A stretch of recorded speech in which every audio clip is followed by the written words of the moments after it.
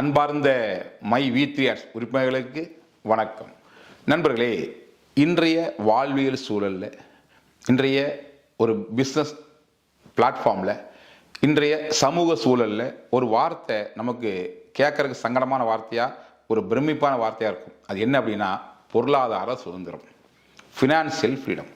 முதல்ல அப்படின்னு என்னன்னு பார்ப்போமா? இதுக்கு என்ன அளவுகோல் சொல்கிறாங்க இந்த பொருளாதார வல்லுநர்கள்னா, 3 விஷயத்தை நமக்கு அளவுகோலை சொல்கிறாங்க. ஒன்று, நினச்சதை நினச்ச நேரத்துக்கு வாங்கணும், நினச்ச இடத்துக்கு நினச்ச நேரத்துக்கு போகணும், நினச்சதை நினச்ச நேரத்துக்கு செய்யணும். இந்த 3 விஷயம் யாருக்கிட்ட இருக்குதோ, சிம்பிளாக சொல்லணும்னா, ஒரு கடைக்கு போனால் டேக்கை பார்க்காம பொருள் வாங்கணும், ஹோட்டலுக்கு போனால் சைடில் ரேட்டை பார்க்காம ஆர்டர் பண்ணணும், இப்படியெல்லாம் சொல்லுவாங்க. சரியா? நமக்கும் கேட்குறதுக்கு நல்லா தான் இருக்குது. அப்படி இருந்தால் நல்லா தான் இருக்கும்.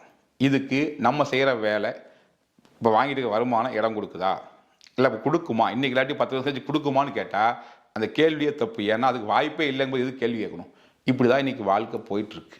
ஆனால் இந்த பொருளாதார சுதந்திரம் யாருக்கு கிடைச்சிருக்குது அல்லது யாருக்கு கிடைக்கும் நம்புறோம்னா, பரம்பரை பணக்கார வீட்டில் பிறந்தவனுக்கு கிடைக்கும், அல்லது பயங்கரமான திறமை உள்ள பெரிய பாடகன் ஹிட் ஆகிட்டான், இல்லை பெரிய நடிகன் ஹிட் ஆகிட்டாரு, இல்லை ஒரு பெரிய மியூசிஷியன், இப்போ எப்படியா வச்சுக்கோங்க, ஏதோ ஒரு ஃபீல்டில் ஒரு ஓவியர், ஏதோ ஒரு ஃபீல்டில் அந்த நபர் அவுட்ஸ்டாண்டிங்காக ஒரு பெரிய ஒரு டேலண்ட் பர்சனாக தன்னை ஹிட் பண்ணிட்டாருன்னா, கோடிக்கணக்கில் காசு இருக்குது, அவருக்கு சுதந்திரம்.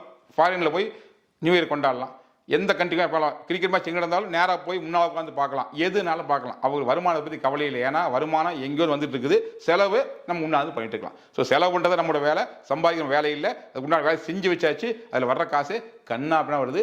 Is passive income.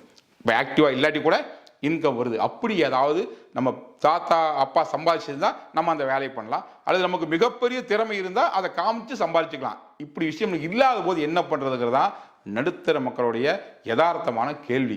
அப்படி ஒரு கேள்வி இருக்கிறனால தான் இந்த வார்த்தையை அவங்களுக்கு பிடிக்கிறது இல்லை, அதை மதிக்கிறது இல்லை, கண்டுக்கிறது இல்லை, கடந்து போயிடுறாங்க. பட் நான் என்ன சொல்கிறேன்னா, ஏன் இந்த வார்த்தை நமக்கு பிடிக்காதா? நம்ம கிடைச்சா நம்ம விரும்ப மாட்டோமா? அதை கொண்டாட மாட்டோமா?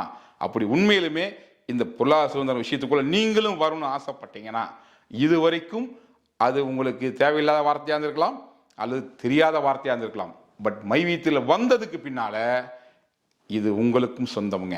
சரியாக புரிஞ்சுக்கிட்டு இதில் டீமை டெவலப் பண்ணி, கொஞ்சம் கான்சென்ட்ரேட் பண்ணி, கரெக்டாக ஃபாலோ பண்ணி இந்த விஷயம் செஞ்சுட்டே வந்தீங்கன்னா, இன்னைக்கு இல்லாட்டியும் 6 மாதம் கழிச்சு, 6 மாதம் கழிச்சு இல்லாட்டியும் 1 வருஷம் கழிச்சு, வேண்டாங்க 5 வருஷம் கழிச்சாவது ஆயுசில் இந்த பொருளாதார சுதந்திரத்தை அடைஞ்சிட்டு தாங்க நம்ம வாழ்க்கையை முடிப்போம். அப்படி ஒரு வாய்ப்பை மையத்திற்கு கொடுத்துருக்குதுங்க. இப்போ இந்த விஷயத்தை எடுத்துகிட்டு மனசார செய்யணுமா வேண்டாமா? ஸோ பொருளாதார சுதந்திரம் வேணும்னு நினச்சிங்கன்னா, பணக்கார வீட்டில் பிறக்கலை, கவலை இல்லை, புதுசாக பிறக்க முடியாது, நம்ம பெரிய திறமை இல்லை, கவலை இல்லை, ஆர்வமும் விடாமுயற்சியும் எஃபர்ட் போடுற அந்த ஆட்டிடியூட் உங்களுக்கு இருந்ததுன்னா, மை3 பிளாட்ஃபார்ம் வச்சுக்கிட்டு நீங்கள் என்ன நினைச்சீங்களோ அந்த பொருளாதார சுதந்திரத்தை இதன் மூலியமாக அச்சீவ் பண்ண முடியும். சரியாக புரிஞ்சுக்கிட்டு களமிறங்கி வேலை செய்யுங்க. காலம் அந்த வெற்றிக்கனியை உங்கள் கையிலும் கொடுக்கும்.